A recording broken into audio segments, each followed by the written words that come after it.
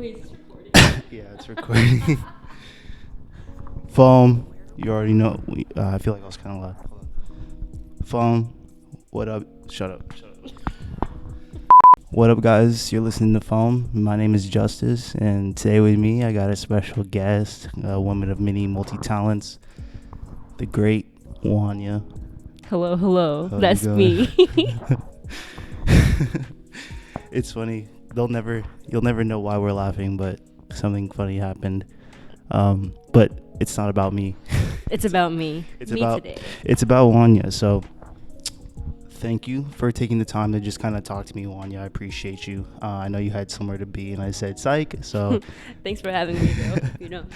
We had to reschedule this, like, how many times now? Twice, Twice? thrice, something like that. But anyway, I'm gonna jump right into it because I know you got somewhere to be. Time is money. So why don't you let the people know a little bit about who Wania is, like your background, where you came up from, what you rap, All of that that. stuff. All right. So my name is Wania. It's literally the easiest name you will ever pronounce. 2 syllables. My stage persona thing that I used to say always was, my name is Wania and I'm not a poet. But that's a lie because I absolutely am a poet. I'm going to change that a little bit and say my name is Wania and I'm a poet and a teacher and someone who's just trying to get her groove back in life, because I feel like I lost that a while ago. Okay.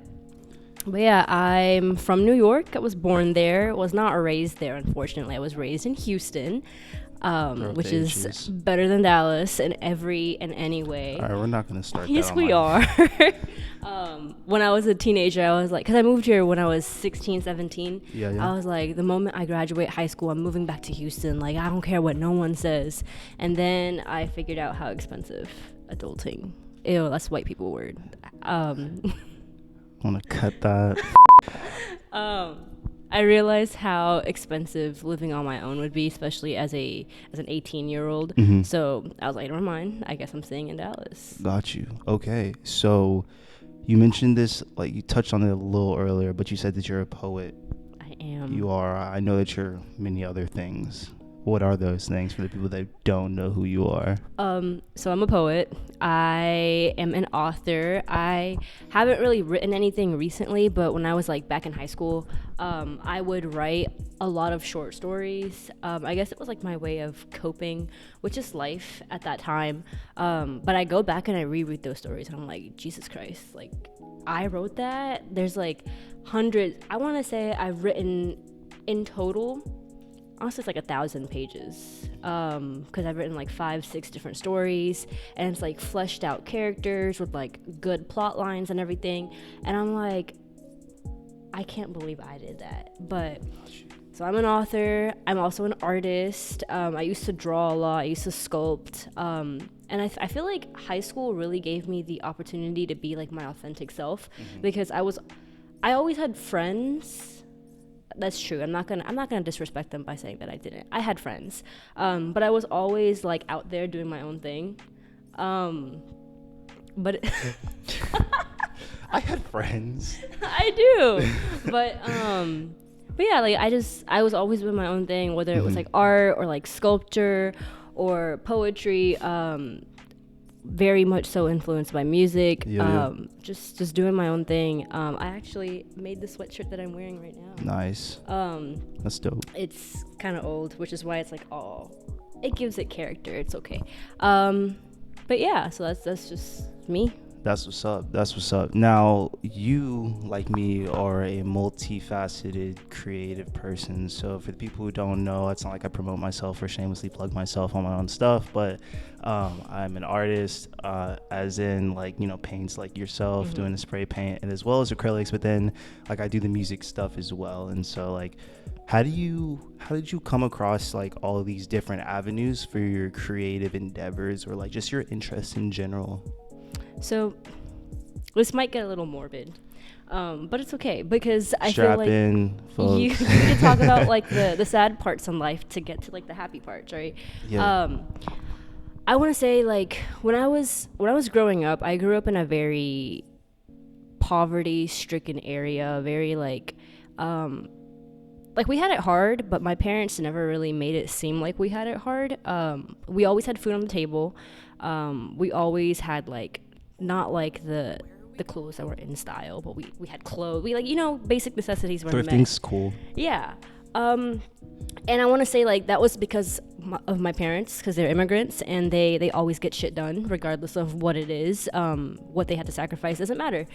But there were like parts of my childhood where like growing up in South Houston in a very crime-stricken poverty area, like those kinds of things made me who I was. Like I saw things as like a child on the streets that like children shouldn't really see, and it really warped my perception of like who I am as a person.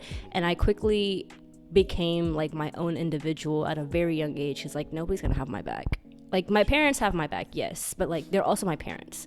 So like I'm fortunate that they do that basic level of parenting and they have my back, right? But a lot of people aren't fortunate enough to have that. But then it was like my parents, on the same hand, again, immigrants, don't really understand, oh, my child is growing up in a completely different environment that I was in, so my child is going to be fundamentally different from me. And that clash between me and my mom was the reason why I was so, like, I was pushed into art and creativity, because there was no other way I could express my emotions other than, like, physical, tangible things. And, like, when I was younger, my mom and my dad were just like, this is a waste of time, right? Like, why are you doing this? Like, every person, every creative has had that experience. Like, this is a waste of time. What are you doing? But I want to say, like, as a 21-year-old, 22-year-old, I think that's when I published my book. They were like, oh my God, my daughter published this book. Like I won first place in this poetry competition, like out of 3,000 people. And they were like, oh my God, like my child won first place. And I'm like, where was the support? Like, where was that energy when I was a child? But that's what forced me, like the way that I grew up as a kid. And I'm also the oldest of 5 siblings. Got you. I have 4 little sisters. That's a lot. That is. That's a lot. And it's like Kage Bunshin no Jutsu right after me. Control V, Control C. Command C. Yeah, Command V. That's what it is. Right. But I love them, you know. And so it's just like things like that were outside of my control kind of pushed me into, okay, this is the shit that you cannot control. This is what you can control. You want people to respect you. You want people to look at you in a specific way. Like, become that. And it's not like a fake it till you make it. It's like a fake it until you believe it. And I guess that's what I did. So like I faked it until I was like, all right, no, you know what? I am Wania. I am that badass bitch. Like don't come after me. And it just, that attitude brought me to the correct people that I needed to meet in my life. Got you. At those specific times. And I don't know, it just, I sound like I'm like a really, like, I'm riding on myself real hard, but it's like I got myself to where I am today because, like, even though I had that support and I had friends and I had family, it was like nobody knows the mental trauma that you're going through until you put it on paper, whether it's art, poetry, or music, or whatever it is. Got you. So you mentioned that you had a couple, you just got a couple of works out right now. So can you talk a little bit about each of those works and just kind of like how they are different from each other? Yes. So I published 2 books. One is a poetry anthology. It is. What is anthology? How do you spell anthology? Anthology is a fancy way of saying a collection of something. Okay. So it's a collection of poetry. When I started writing these poems, my end process wasn't, I'm going to make a product. I'm going to make a book. That wasn't it. It was, I'm going through this extremely hard time in my life. I need to write about it, and those poems are extremely depressing. Like they are triggering to me. So if I were to go back and read those poems, read that book again, it would put me in a mental state where it would take me a couple of days to get out of. What's the name of that one again? Poetic Spit Tape. Yeah. Shout out Annette, because she gave me the title. Shout out Annette. No, yeah. I remember. I copped that book. I picked it up, and thank you. Yeah, you're welcome. I can sign it for you if you want me to. I think you already did. But yeah. I noticed like that's one thing is like it hits in a certain type of way. It's like it carries this weight behind the punch, and it's wild to me that someone is able to really just be that real with themselves and just let everyone see that. So like was it so I guess on that, was it more for you or was it for them, like, hey, I just need to get this off my chest, I'll put it on there, if someone buys it they'll buy it? Or is it like, hey, I want you to all understand where I'm coming from as the creative or as the artist as I am today? So it's a mix of both. Okay. Initially it was like, and this is not a cop-out answer, this is me being for real. Got you. It was like a pressure cooker, right? I have all these feelings inside of me, I need to release them before I burst. And so I wrote the poems to help myself deal with that pain and that trauma. And then this was at, I want to say UT Austin. There was a poetry competition, and this was the first time I've performed in front of a crowd of like 1,000 people. 1,000 people? Yeah. That's wild. I cried.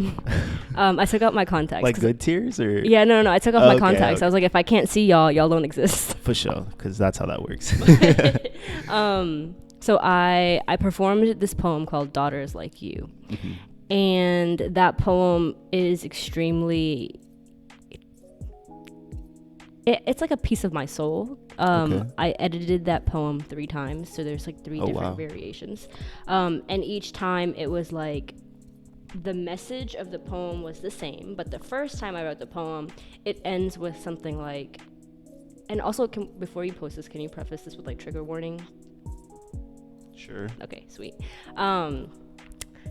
It ends with, daughters like you are the reason mothers beg God for sons. So that was like the first time I wrote that poem. And like another line in that poem was, daughters like you are the reason fathers bury them at birth. So those are like emotions that I had at that time, and I was like, I need to get this out. Like either I kill myself or I write this down. And obviously I wrote it down. But the second variation of the poem was like, I think I changed it up where it was like, I go to a therapist and I ask for help. Like that's what the second variation was. And the very last variation ends with like, daughters like you are the reason glass ceilings are shattered. And that was like my growth as a person within that 6-7 month frame. And so that last variation is what I performed in Austin. And the poem talks about like drug addiction. I think this August will make me like 2-3 years clean. Congratulations. Off of pills and stuff. That's what's up. We're good. But it talks about drug addiction, talks about suicide, talks about like a lot of things that the brown community, the Muslim community specifically refuses to talk. It's like that toxic religion. The religion is not toxic, but it's like the mentality of the people where it's like, just go pray. You're depressed, go talk to God. So it's like the aunties? Yeah. But so it's like I addressed those things in that poem, and once I performed it, I got the standing ovation. I also had a lot of like girls coming up to me at the end of the competition. They were like, bro, like your poem hit, like I can't believe, like I resonated with those words. But then I had a bunch of guys come up to me. Yikes. Like these brown boys, like I don't give a F kind of, you know, like those kinds of boys. Like they came up to me and they were like, hey, and I'm like, I'm about to get into an argument with one of these, right? That was the energy that I got. For sure. But when they came up to me, some of them completely like broke down. They were like, hey, like I don't know what you did, I don't know how you said it, but like I feel this is me. Yeah, for sure. And I had never, like my intention wasn't, oh, I'm going to make people cry, I'm going to connect to people. My intention was, I need to get this off my chest. For sure. But then seeing how so many people resonated with it, and how it was a reoccurring issue that many people dealt with, I was like, you know what, like we need to we need to talk about this. For sure. And I guess that's where like my mindset kind of changed, and I was like, if this is the power that I have with my words, instead of consistently writing negative things, let me try writing positive things. And it's made a change, like a difference in me as a person, and then like a difference in the people who read it as well. That's what's up. Now you talk about change a lot, and you talk about like just growing as a person through your creative endeavors. Now, would you say that the writing has been where you started your creative journey, and that's kind of where people can look to, like looking at your, instead of looking at your like art, like your paintings or your drawings, they can look at your words and the words to actually like understand who you are as a person? Would you say that that's kind of accurate, or No. Ooh. So my first form of like creativity would be drawing. Okay. I started drawing back like when I was in elementary, middle school. Never really took it seriously. Had like just drew random stuff that I saw. But then it was in 6th grade when I took art, because it was like you either take band, choir, or whatever. So I'm definitely taking art. Yeah, so I took art because they were like, you have to pay for the instrument or pay for this or that, and I was like, I was out on that. I was like, I'm poor. Yeah. I can't afford this. But so I took art, and I was complete trash compared to like all the other kids in my class, but it was fun. That's what I remember. I was like, this is fun. This is the first time that I could like be myself. Like I remember mixing colors and like doing all these things and like drawing. And then I had a friend who was like, hey, I graffiti. And I was like, bro, what is that? That's super cool. And so we found a bridge outside my school. They had to paint over that bridge like 4 or 5 times. It was like the side of it. And this is like me back in like high school now. So like I want to say freshman, sophomore year. But we found a bridge and we spray painted it. Nice. Not incriminating yourself in the slightest right now, but that's cool. No, but then like we painted it back, it's fine. Oh, sure. And then, so I got into spray painting too. Yeah. And then there's a competition called Vase. I don't know if you've heard of it. But it's a secondary, actually I don't know if an elementary school does it too, but it's a competition for public schools. And you have like different tiers. So the first tier is district level, then state level, then national level. Okay. And so I spray painted a painting and I submitted it, and I got past the district level. The district level has like 2 rounds of judging. I got past the first one, lost the second one, but like that just gave me more motivation to like do, because that was the first time I had ever entered any type of competition, creative competition. So like that was my trial run, and then I did it again my sophomore year and my senior year. I don't think I took art my junior year. Got you. That was a crazy year. So like, honestly, like, how did you, like, this is some heavy stuff, whether we're talking about like the words, unless we're talking about the paintings. How did you work up the courage to like just do it and put yourself in those situations where you had to perform in front of 1,000 people, or like, that's kind of wild to me. Like, I remember seeing you perform during like lit at University of Texas at Dallas during Lit at the Plinth, and I remember you said this one bar, and then literally everyone was like, "Whoa, run it back!" Yeah, it was pull out our phones and world star him. That was the bar. Yeah. So it's like, how do you work up the courage, or like, what would you say to other people who want to have that courage, or like are looking to but have not yet taken that leap of faith? So, I'm a scaredy cat. The only reason I went on stage for Lit at the Plinth was because my sorority sister, shout out Iman, she also has a Etsy shop where she like sells like cute little things, so check her out. But she was like, hey, you do poetry? And I was like, yeah. And she goes, go. Because at that time I think they had run out of performers or whatever, but like the show was, because it was like right after, I forgot her name, but this girl sang All the Lights, and it was like right after that, and like people were so hype and they were like, we want more. And so I think Blessedness, because he was the MC of the event, he was like, we need people to perform. So like if you have a friend, or if you want to perform, like go up on stage, go do everything. And so I was like, I want to go, but I don't know if I should. I want to, like, you know, it's teeter-tottering. And so Iman, like, she, like, got up, went to the stage, went to Blessedness, and she was like, hey, I have a friend, and she wants to perform, but she doesn't have the balls to. So, like, call her up. That's funny. And so I went up on stage, and I was like, ooh, like, I can't back out of it now. And so I performed, and again, like, it was really dark. I couldn't see people's faces, and so I just like, did it. But it's also like, a lot of people are scared of putting themselves out there because they're afraid of what the audience is going to think.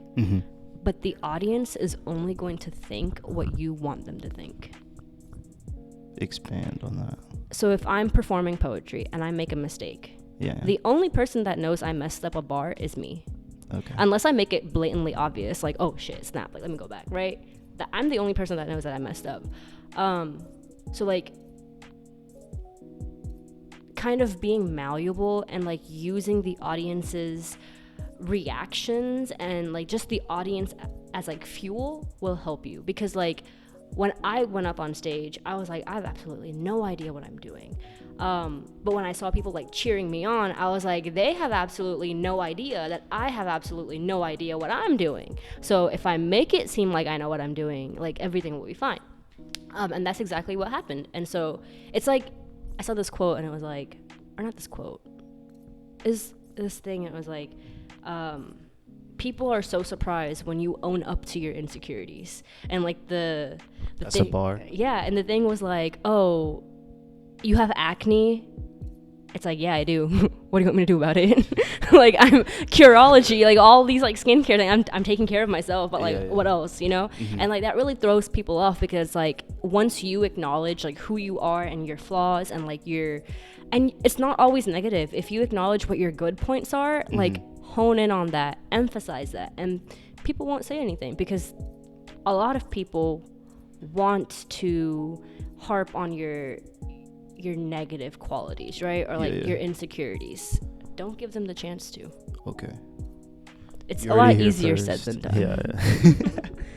Well, I think that's pretty powerful, thinking about, like, I remember the first time I performed on stage, and it was also, I believe it was at, like, Lit of the Blend, but it wasn't at Lit of the Blend. Anyway, it birthed a lot of creatives. Yeah, it did. So shout out, not University of Texas at Dallas, but the people that put on the event, ISO, and that event. But anyway, I remember like performing for the first time, and I personally thought, like, yo, this song is trash, but, like, I just really want to get out there. And so, like, I remember this dude, he gave me, like, some 5-hour energy glasses, and he's like, yo, bro, put these glasses on, and, like, when you're about to perform, just, like, take them off and then just throw them in the crowd, like, you know, for, like, the like an ad or a promo. And I was like, whatever, man. And so, like, I was super nervous. I was walking up there, and I like I did, like, the Michael Jackson at the Super Bowl, like, slowly took off the glasses and then, like, tossed it into the crowd. But then, like, I did what you had said. I used that energy, and then it really got me through, even though I forgot a lot of my bars.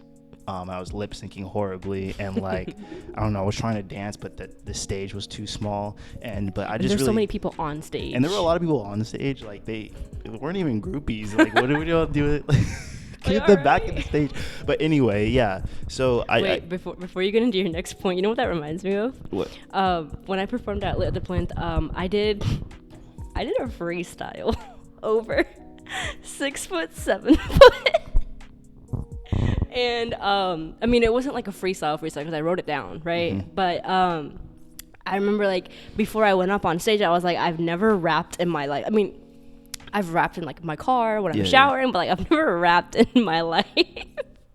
And so I started off, and I was like, it just came out. I was like, what was it?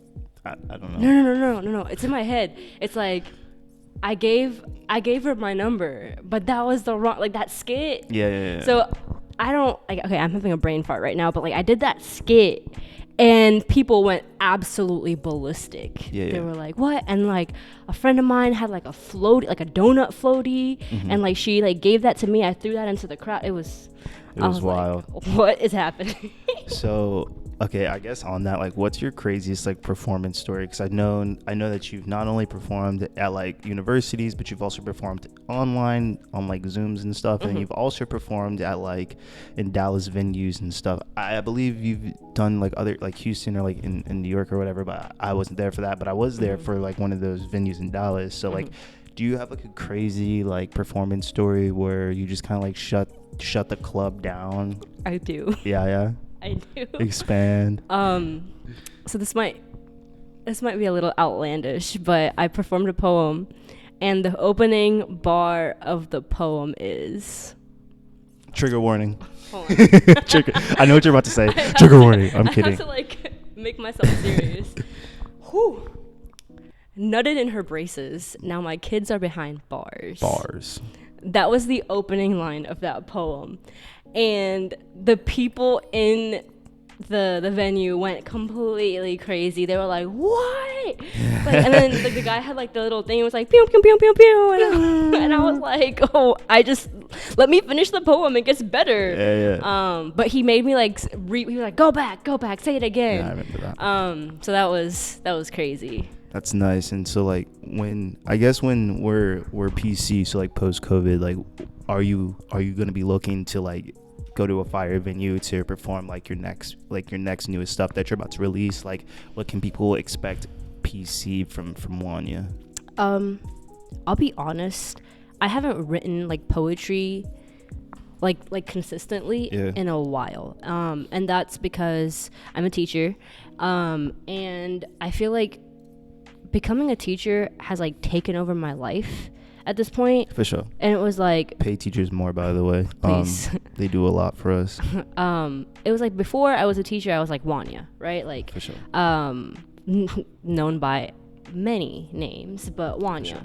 I feel like after I became a teacher, it just took up so much of my personal life that I don't know how to separate Wania the creative, or like Wania the person, from Wania the teacher. And it's like I come home from work, and like some days I'll come home at like 4 o'clock, 4:15. Some days I'll be at work until like 7, 8, and it's just like I feel like I have to be on all day, that when I come home I just want to be off. And what I mean by that is I work with 8th graders, and when you work with kids, you have to be on at all times, regardless of what you are going through in your personal life or your emotional, mental, whatever self.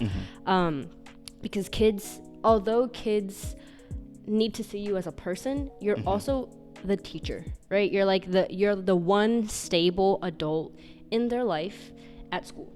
For sure. And a lot of kids may not get that stable adult at home. So like you need to be on in school. You can't snap at these kids. You can't yell at them. Don't take your personal problems out on kids, right?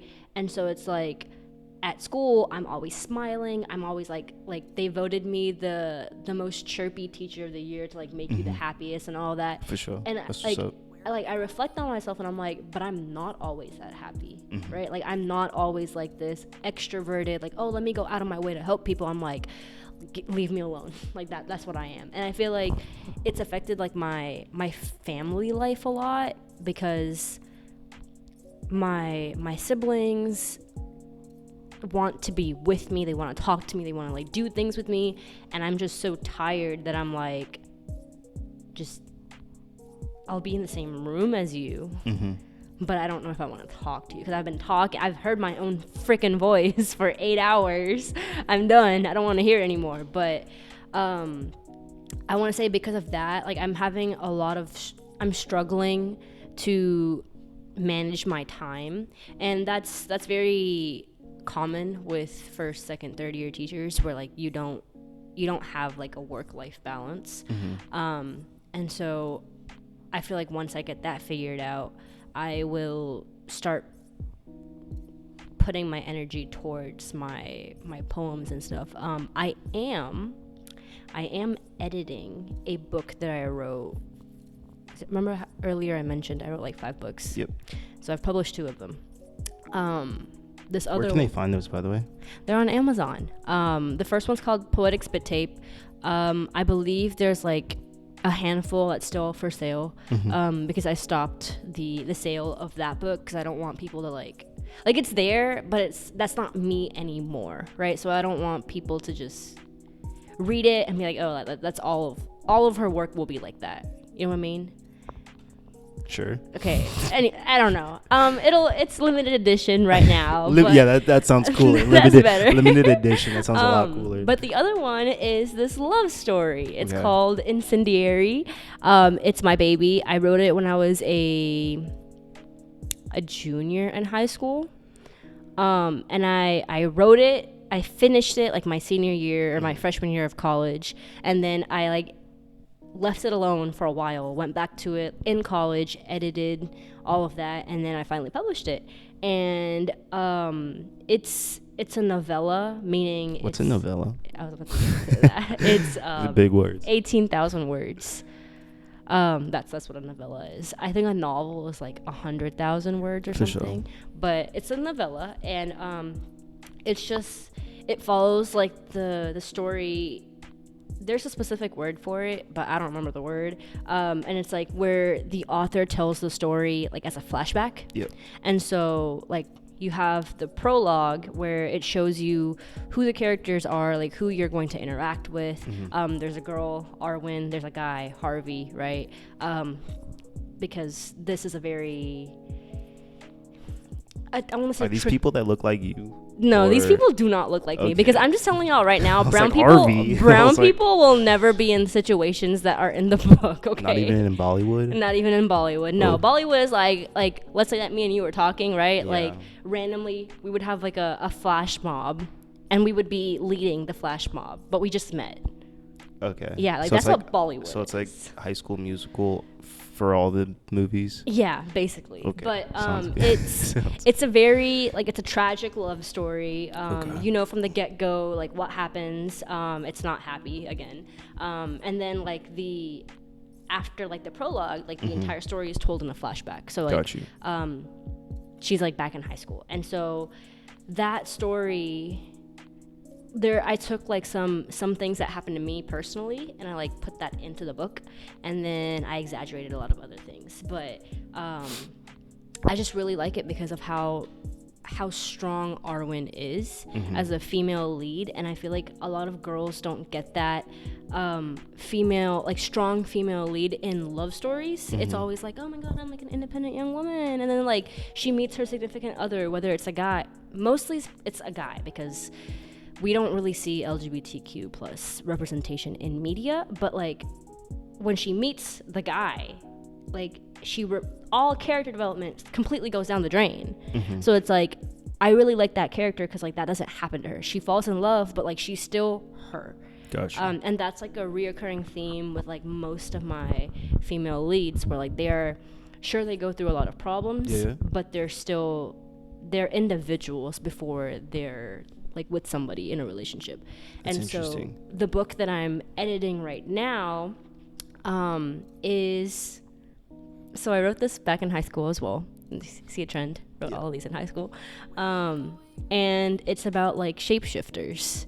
And so these people shapeshift into werewolves. Nice. And like I was reading like Twilight, I was reading like all of these like werewolf stories, and I'm like, werewolves are feral creatures.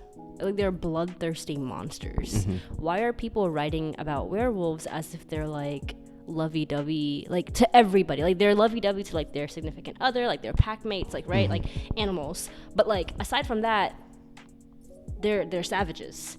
And so I wrote this story as like an FU to people who wrote werewolf stories, but like completely took them out of context. And so with this one, the female, her name is, I just had a brain fart. Kana. Her name is Kana. And she's like an orphan, very Naruto-esque. But she like is a very strong individual, and like she has a love interest in the story, but like from the get-go you will notice that the love interest is a very toxic, manipulative asshole.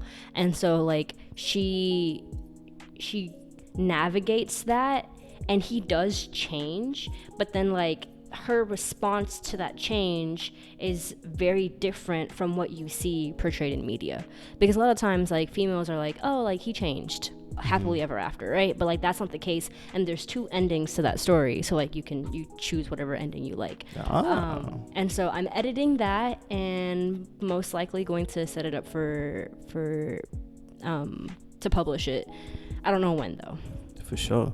So how important is it, I'm gonna switch gears just a little bit. Okay. How important is it for you, because I mean, if anyone were to look at you, you're not like the stereotypical like when I don't know, when I think of someone as like, oh, like I'm an author, or like I do poetry, I feel like they imagine like some like Caucasian lady with glasses and like short bob or whatever, but you actually don't fit that mold, and I think that shows up in your characters as well.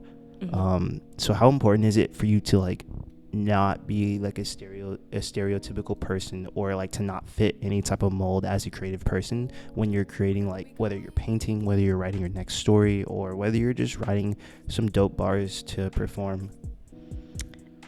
I think so, like I'm wearing my hijab as a turban right now, right? But like you can clearly see that there's something on my head.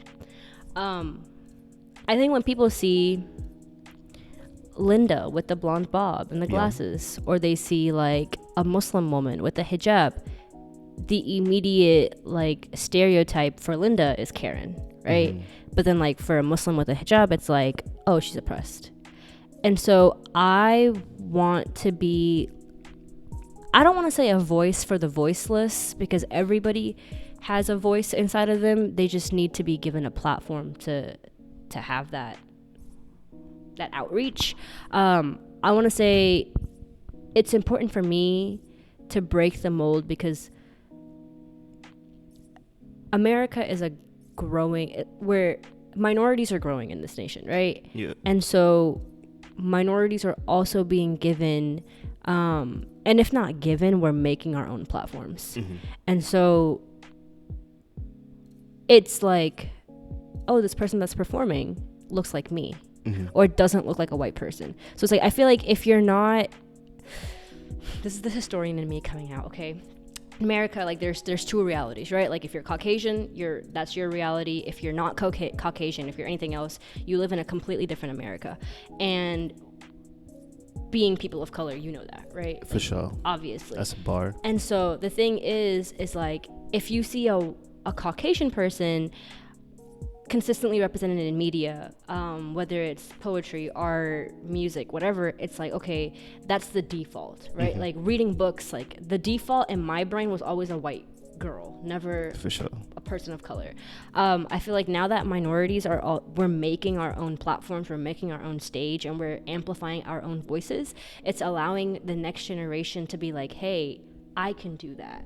Like the fact that Barack Obama became the president, like it gave a lot of black children like, hey, I could be that, right? Like Kamala, like at this point it doesn't even matter like what your politics are. That's not what my point is. But like if you see Kamala, it's like, oh, she's a female vice president, right? Like the first to do this. So it's like you're opening doors and breaking barriers for people around you. And I feel like me being me, that's what I'm doing. I'm breaking barriers. I'm opening doors. I'm giving girls and guys and non-binaries like not hope, but like, hey, if she can do it, I can do it. Got you. Because like what I'm doing isn't anything like crazy, right? Like I was fortunate enough to not give up. I feel like if once people have that support and drive, they too can do what I'm doing, what you're doing, maybe like in their own way. For sure. But that's what representation means to me, that like I'm giving my people, or people who are not the status quo, opportunities. For sure.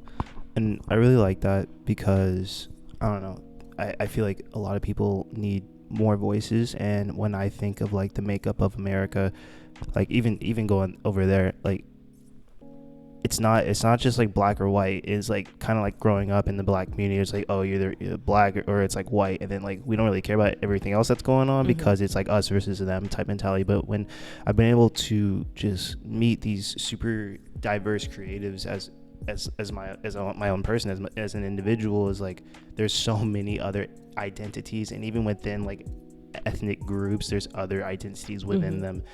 Like I just like, what was it, BIPOC, like I thought that I just learned what that was like in 2020. I didn't realize like that was a thing. So I'm always learning, and it's crazy, and that's why it's amazing to have platforms, and now like anyone can have a platform.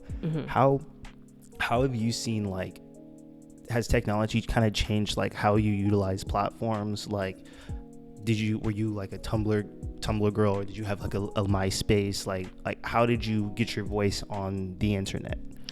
So I did have a Tumblr. I did not have a MySpace because we didn't have a computer back then. Okay, we were poor. Yeah. But had a Tumblr.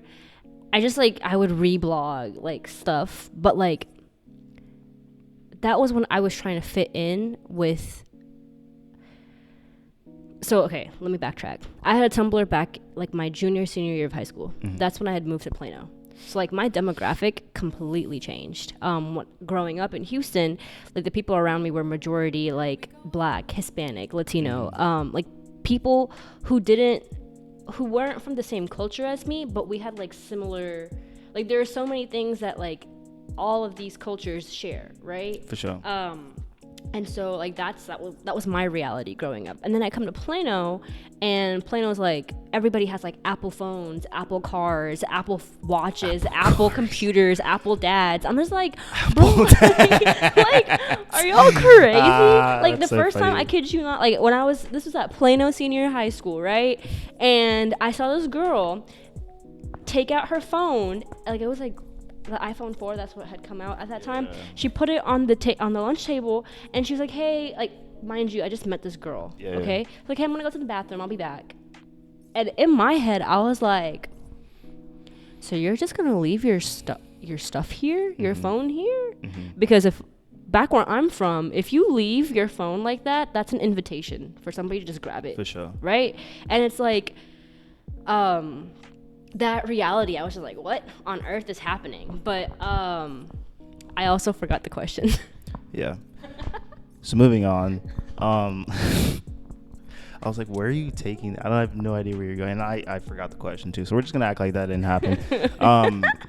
So cool. So like, what drives you as a creative to like just get up and create? I don't know, but what I do want to know is, how do you find your drive to either write, to start painting, or anything along those lines, like just for the people to know more about you?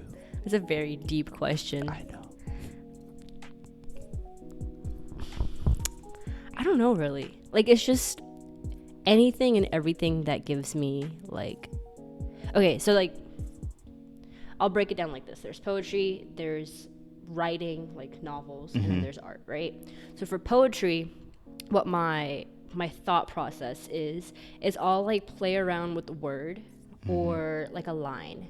So recently I've had this line play out in my head, and it's like, I blast music to drown my thoughts. Okay. Right? Like that's what's been circulating in my brain for the past like 2 weeks. And before I write it down on paper, I like break the sentence apart. I break the words apart, and I'm like, how can I deconstruct this and then reconstruct it? And so like the phrase that I just said, like, I blast music to drown my thoughts. It's like, okay, I have two things. I can go off and talk about blasting things, or I can talk about drowning things. What kinds of thoughts are in my head? Like, what can I give a persona to? What kind of persona do I want to give it? Like a positive or a negative, and like stuff like that. Do I want to talk about like my brain screaming? Like, do I want to give it like its own life? So that's like how I play around with poetry. And then once I have like that foundation, I like write it down. And then I don't stop. I just like literally, I call it brain dumps. And I just like dump everything that's in my brain on like my notepad.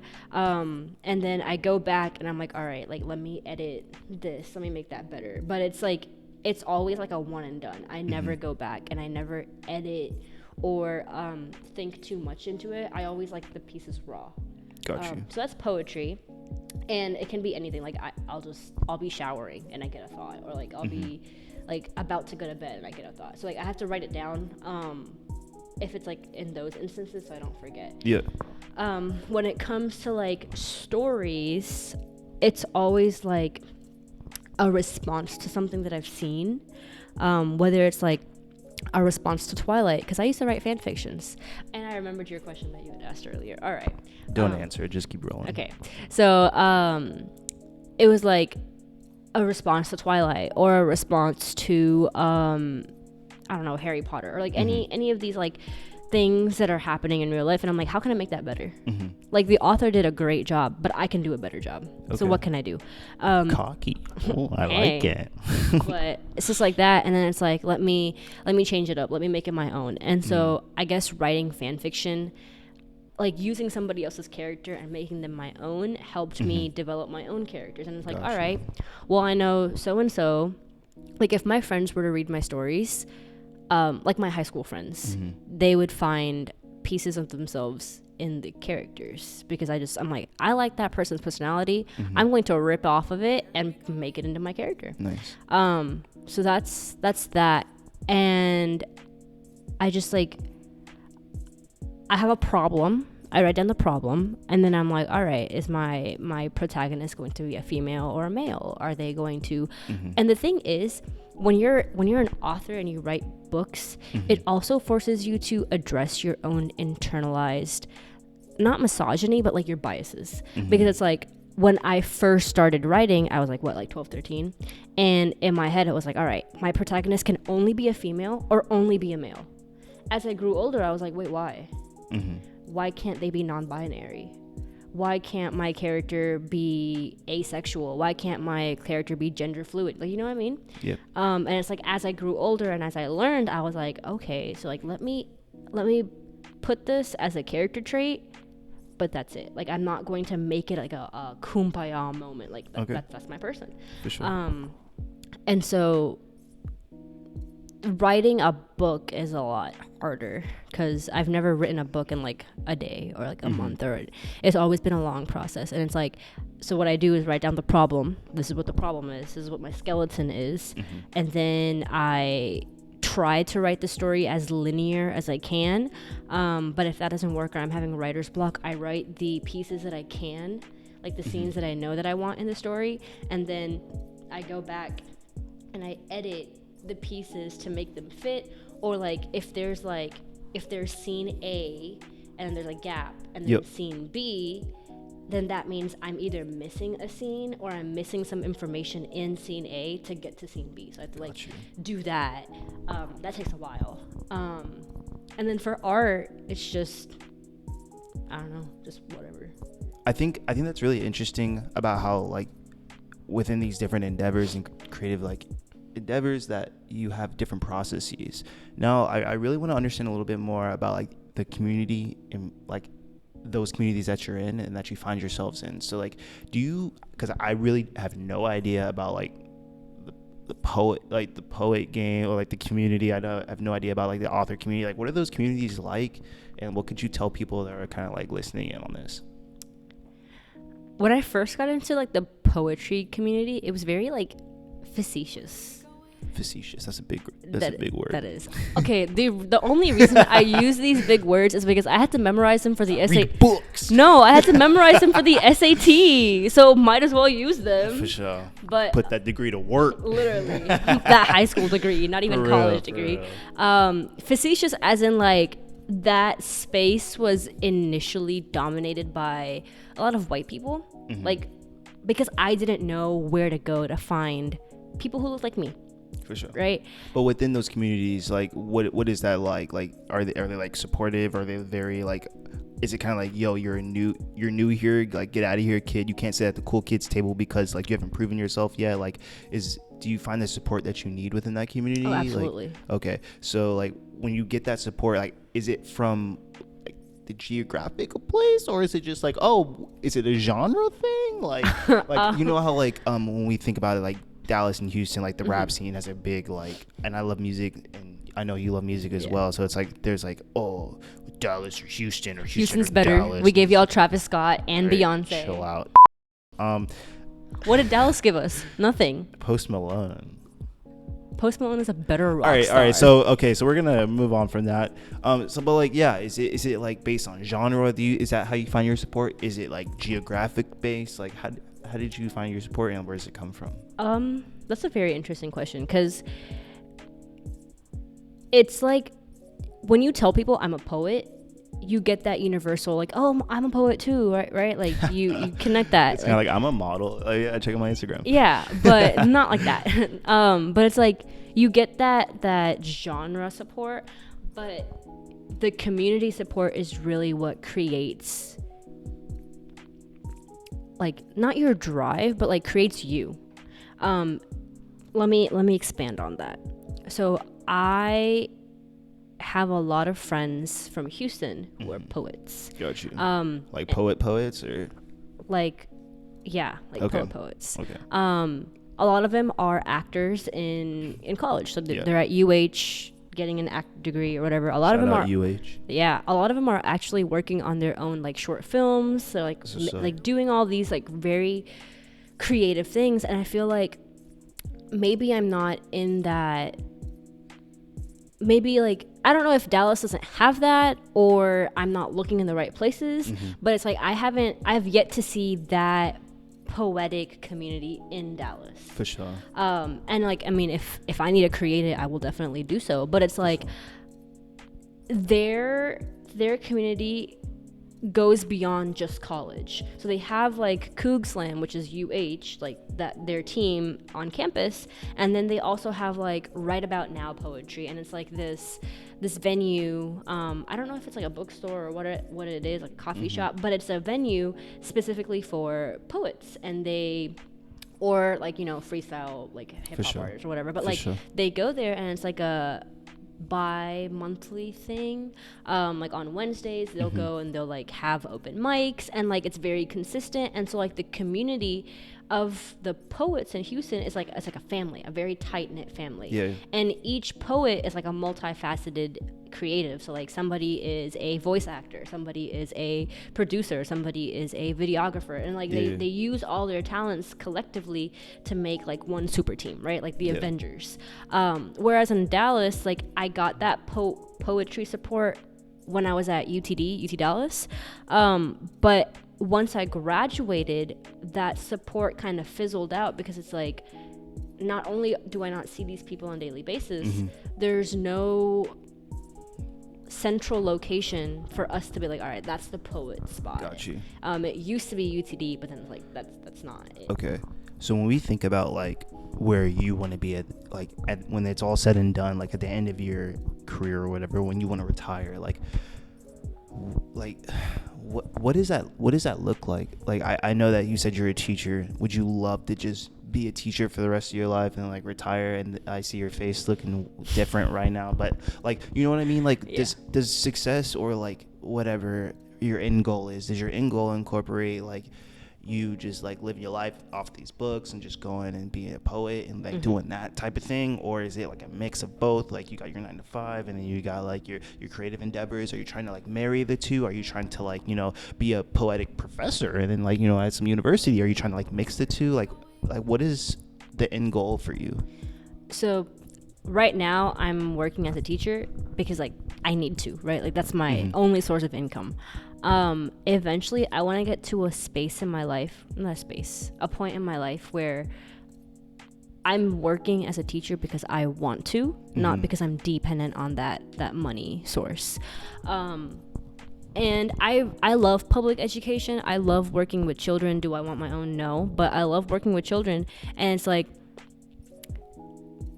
I think if I were to get like my master's or even a PhD and work on the college level, I would have a lot more control over what I want to teach. And I teach social studies now, which is great.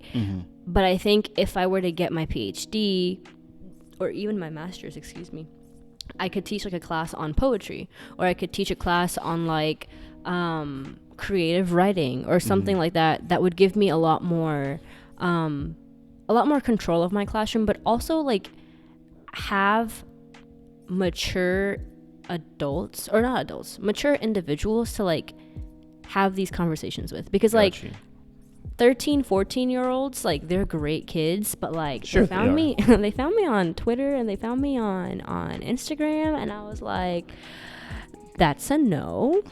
We don't want that. And like, and even as like a teacher, like my books aren't bad, right? Like my poetry isn't bad, but it's like, again, the content, not even the content, it's like, actually, yeah, it's like in their eyes I'm a superhero, right? Like I'm a teacher. Teacher has no problems, right? But once they read the poetry, once they see me on social media, they'll be like, oh, like she's just a person. And I feel like I want to maintain that line between professional Wania and like creative Wania, and the only way for me to like get away from that would be to teach young adults who are mature enough to understand, this is my professor, but this is also my professor. Interesting. That's wild. I'm gonna switch, and this is gonna be completely non-adjacent or whatever the smart people say these days, but who are like your inspirations? Like I'm very new, like I just started reading books again, like I'm finishing, like this is gonna be my second book of the year, like whatever, I'm gonna be picking up a third one. I read books. Smart boys read books. But like, who are your inspirations in this space, whether it be like for your poems, for your stories, or for your art? Like, who are some of your inspirations that you look up to that could be like your age or could no longer be here, or Okay, so let me know. So for poetry and art, or not poetry and art, poetry and books, I don't have an author that I'm like a diehard fan of. Interesting. Like I know a lot of creatives are like, this is my go-to, this is my reference, right? For sure. I don't have that. Like if you ask me what my favorite poem is, I'm like, I don't know. I don't have a. So how important is it to have like an inspiration? Like I feel like that's actually really shocking to me that you don't, because I would have been like, I don't know. I was expecting an answer from you, but how important do you think it is to, or how influential was it on your career or like your journey that you didn't have an influence on your things? I feel like that allows you more creative freedom rather than like, because me as an artist, like I love Basquiat, I love Keith Haring, like, and you can tell like, oh, okay, so it's kind of a little bit like that. It's like, how has that influenced your journey or your creative stuff, your output? I haven't been boxed like by like, I like reading books, like I like reading like Harry Potter, right? Like I like reading, but I don't have a pinpoint author that I'm like, that's my go-to poet, that's my go-to like genre of books. And I feel like that's given me a lot more room to talk about different topics. Got you. It's given me more room to experiment and not have to worry about like people's reactions, because if you automatically say so and so is my favorite poet, people have like a perception of your work. They're like, oh, this is what the work will look like, or it's what it'll be derived of. And I feel like that also like it tiptoes the line of like, I don't want to say plagiarism, but like, like there's inspiration and then there's plagiarism, where it's like some people, like you look at something and you're inspired to make something of that style. But then there's other people who like completely rip off what like the original author had done, and they're like, they pass it off as their own. I feel like not having a pinpoint author or poet allows me to do what I want. And if somebody says, oh, you plagiarized off of so and so, I'm like, what? Who? Let me see. Like, I don't know, like, because I'm not the only poet in the world. There's so many people who've come before me, people who are dead, people who are, somebody's probably already done what I'm doing, but do they have the Wania spin on it? Do they have the Wania touch on it? They don't. Now, going back to like art, my artistic influence would be Schoolboy Q or Kendrick Lamar. For art? Yep. Can you explain that a little bit? So, Schoolboy Q, because if you look at... And shout out Groovy Q, by the way. Shout out to SZA. You doing your damn thing over there. Love y'all. Absol. Please drop Isaiah, more music. Please. Isaiah's on the way, I think. Yeah. But anyway, sorry. But like Schoolboy Q, like that. Schoolboy Q, if you're watching this interview, please, I love you. I love you too, I guess. I found Oxymoron February 24th. Okay. I think that's when it came out. It came out 24th to 25th of 2014. That's when it came out, right? And my world was changed. I was like, bro, what is this album? The thing that drew me to it was a ski mask. Gotcha. Okay, I was like, what the hell is this? Yeah. And then I listened to it, and like I like made the mistake. I didn't listen to the album from like song 1 to song 12. Like I just hit shuffle. Okay, like that I know better now. You messed but up, yeah. The first song that I listened to was Collard Greens, and I was like, oh my god, I recognize Kendrick. Like I know Kendrick. Who is this guy? And so, like, once I listened to Oxymoron, like did a whole 1 through 12, I was like, let me find his other stuff. Got you. So I found Habits and Contradictions. I found what was the one before that? Setbacks. And then every album that I listened to by him, like you could tell it was him. Mm-hmm. Right? Like he changed up some stuff in his albums, but like the core sound was Schoolboy Q, and I was like, I love this. I love how consistent he is. I love how like he portrays himself. Like he's not like, if people tell him, oh, like a while ago, like he lost a lot of weight, but like before he gained a lot of weight because he was drinking codeine. Got you. And people were like, oh, you're fat, and he's like, I am. What about it? Got you. And so like that realness of like, I am, but guess what, I'm working out, I'm losing this weight. So how does that translate to you? To me, because I see myself in him. I see like the unapologetic, like this is who I am, and this is like my good stuff, this is my bad stuff. I'm working on the bad stuff, but like with the good stuff, it's like I am going to do whatever it takes to get my stuff out there. And like with all like the setbacks he's had, I just really admire him as a person. Okay. And I just really like how like his songs and like his persona that he takes on in each album is just so uniquely Schoolboy Q. And Kendrick Lamar, I'm just not even gonna say anything else because he's Kendrick Lamar. Yeah. Well, nicely done. And I don't think we mentioned this at the jump, and I apologize, but can you let the people know like where they can find you on the interwebs? Like yeah. What is that look? So Because I know you have like 2 lives. You're basically like Bruce Banner and Batman. So it's like, yeah. So shout out whichever one you want people to hit up. I'll do both. Okay, sure. So like my personal Twitter, my personal Insta are Wania, at Wania. So MARIJUWANIA. It's a running inside joke. No relation. Yeah, no relation at all. But running inside joke. And my alter ego, my teacher social media is my last name, so Misuddin. It's just MISSUTDIN. And if you follow me on like my personal social media, you'll see like the badass, like I don't care what people say. But if you follow me on my teacher social media and TikTok, you'll see like a day-to-day content of like my life as a teacher. For sure. So like how has the power of social media, like especially during like quarantine era, like how has that helped or hindered kind of like who you are, like your message, like in your art or anything that you create? Has that like influenced the things that you've been able to create? Because I know that you just mentioned TikTok, and like I follow you on TikTok, and you've been blowing up recently, and like you've been getting a lot of like looks on TikTok, but it's like not for like this, like not for the creative stuff, but it's like for like your work stuff. So it's like, have you thought about using TikTok or Triller or whatever social media app to just kind of like put your bars down, or to like start speaking or just painting? And like, have you ever thought about that before? I have not, because like would you is that like something you would do if you like you had time to like do that? Would that be something? I feel like you'd rock it. I think, yeah.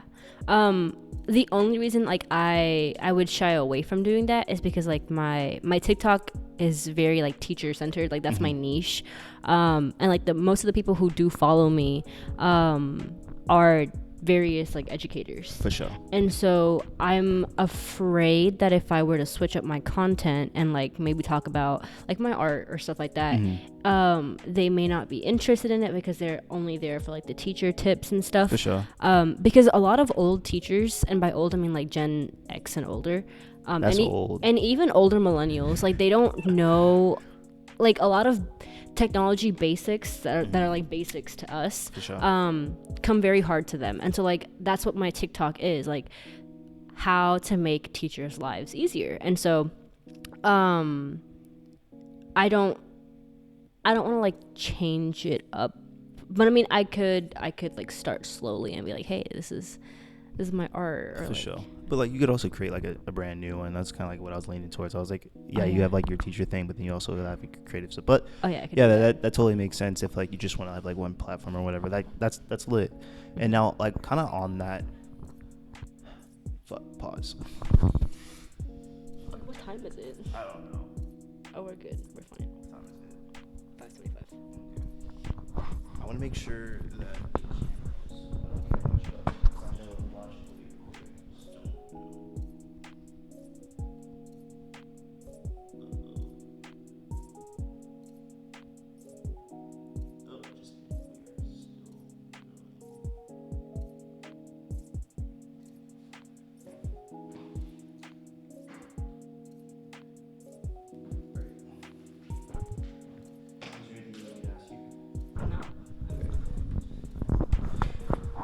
All right, so I'm gonna ask you. We're gonna take it randomly. Okay. But I'm gonna ask you 3 random questions, and you are going to give me the first thing that comes into your mind. Okay? Okay. Does that sound fun? I know you can do this. All right. Favorite animal?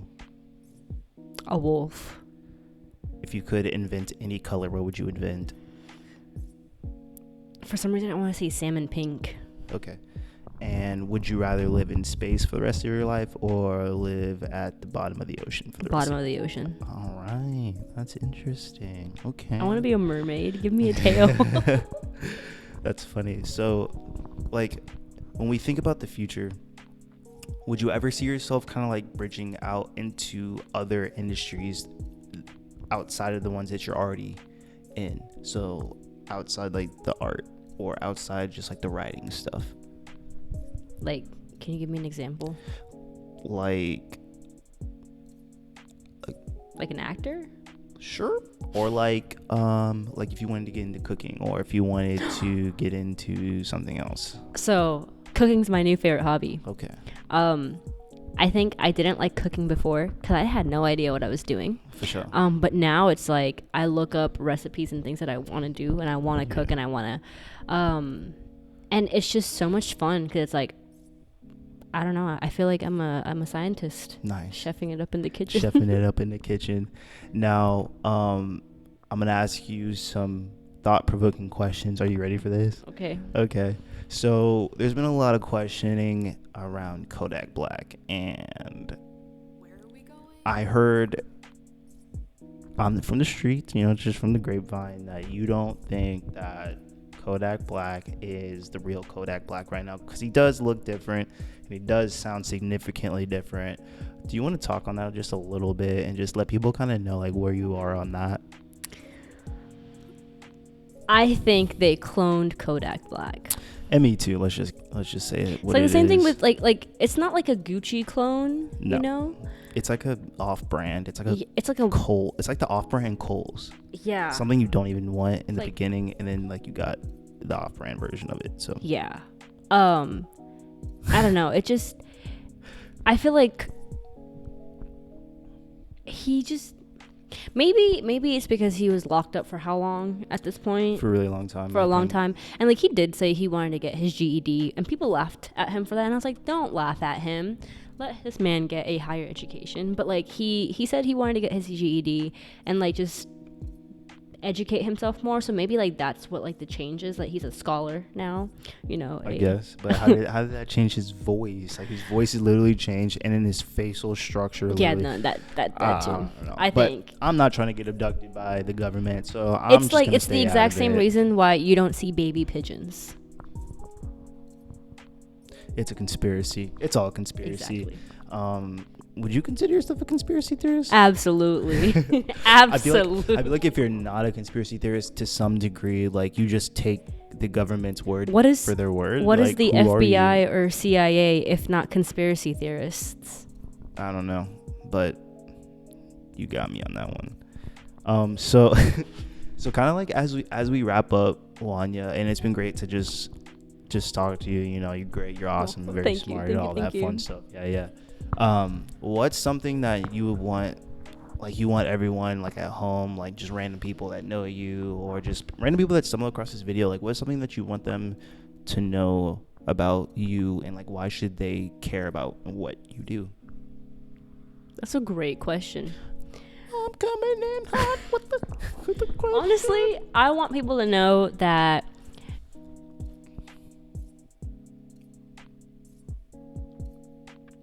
there's always a silver lining, and that's like a phrase that I heard from Stuart Little, and I was like, what the hell is a silver lining? Like, I don't know. I still don't know what a silver lining is. It's but like it's okay. It's like a good thing, Sure, in the middle of all the bad things. And I want to say that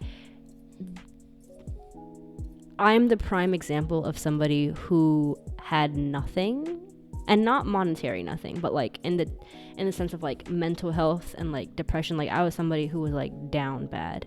And if I am able to like pull myself out of it, whether it's with friends, whether it's with therapy, whether it's by creating things, I want you to know that life will get better. And I want you to know that you can use all these emotions that you're feeling to make something out of it, right? Like if it's, why let it live in your head for rent free? Make some money out of it. But not everything has to be a monetary thing. So yeah, like from someone who's been there, who's seen like the worst of the worsts, like it will get better. And on that journey of healing and self-care, like use your art, use everything inside of you, and make something. And you never know, it could resonate with people in ways that you'd never imagined.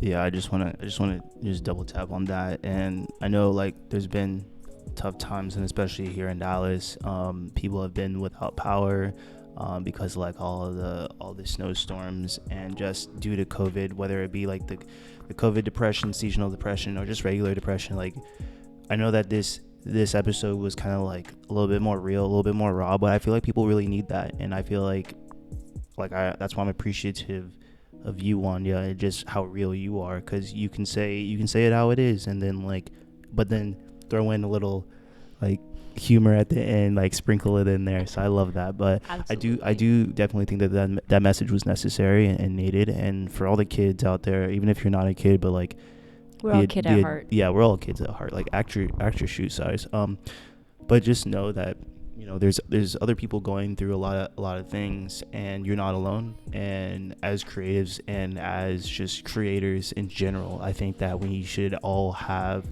a safe space that allows us to just kind of come together and just say how it is and how we're feeling without being judged or anything like that. And I think that, you know, that's what it is for my music, for me, or like my art, and then it's your art, and then your written words, which are very powerful.